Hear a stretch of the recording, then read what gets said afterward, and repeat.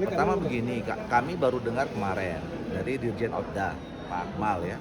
Kemarin kita membicarakan tentang peraturan pemerintah yang merupakan amanat dari Undang-Undang 23 2014 yang udah berapa tahun? 11 tahun nggak dikerjakan, ya, yaitu peraturan pemerintah tentang penataan daerah dan peraturan pemerintah tentang desain besar penataan daerah.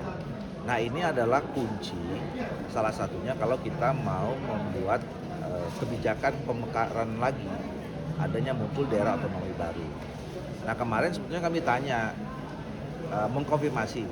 Beberapa bulan yang lalu kan saya tahunya ada 329 calon daerah otonomi baru yang terregistrasi di Kementerian Dalam Negeri. Ternyata sudah nambah jadi 341.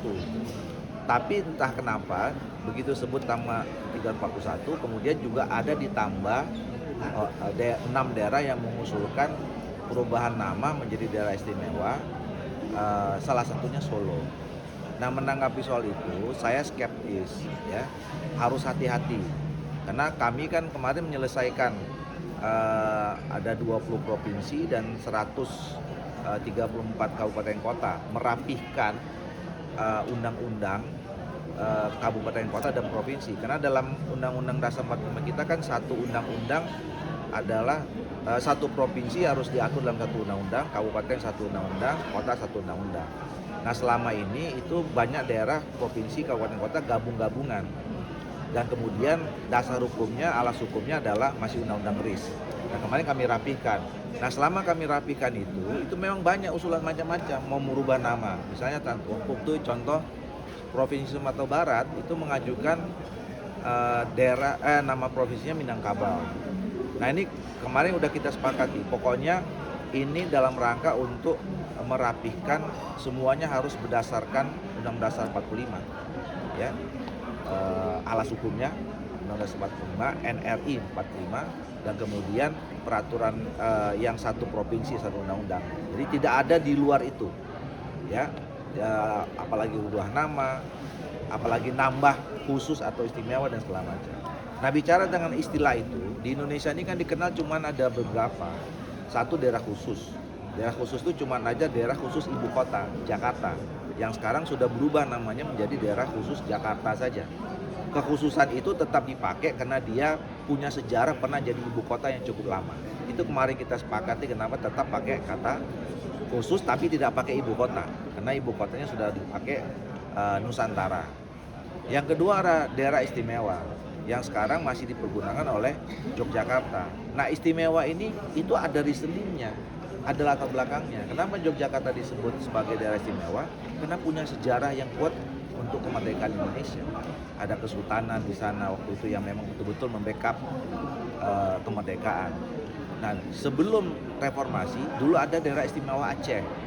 Nah, ini juga latar belakangnya sejarah karena masyarakat Aceh waktu itu pernah kumpulkan uang untuk bantu pemerintah beli pesawat, namanya pesawat Selawah. Makanya waktu itu pertimbangan dia jadi istimewa, walaupun sekarang istimewanya udah hilang, ya nggak ada lagi. Jadi yang pakai istimewa itu adalah Yogyakarta.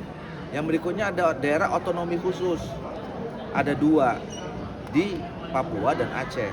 Ini pertimbangannya adalah bahwa memang di sana satu kayak Papua dia merdekanya baru belakangan dibandingkan provinsi yang lain. Yang kedua memang itu daerah potensi alamnya luar biasa, ya,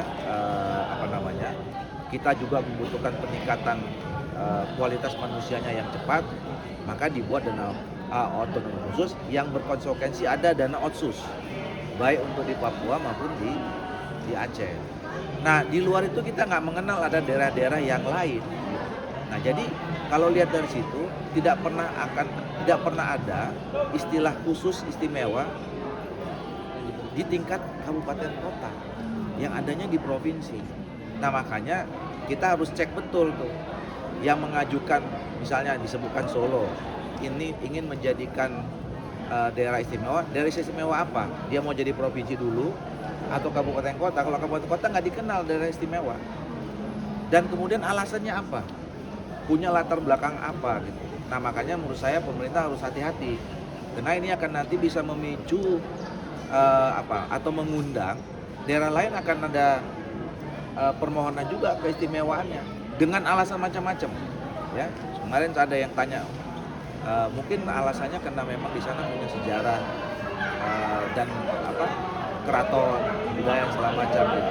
Nanti teman-teman di Pontianak dia bilang di sana ada sultan yang kemarin menciptakan lambang Garuda Pancasila. Nanti mereka minta istimewa juga. Nanti di daerah saya, di kampung saya juga ada begitu, ada Sisinga Mangaraja. Dia bilang nanti, oh ini Sisinga Mangaraja yang berjuang. Jadi menurut saya pemerintah dalam hal ini Kementerian Dalam Negeri hati-hati, nggak usah mengambil kebijakan yang nanti akan merepotkan sendiri menurut saya. Apalagi pertanyaannya begini, apakah jadi masalah? Apa yang mau dikejar? Apakah tanpa daerah istimewa, daerah-daerah yang mengusulkan itu tidak maju misalnya?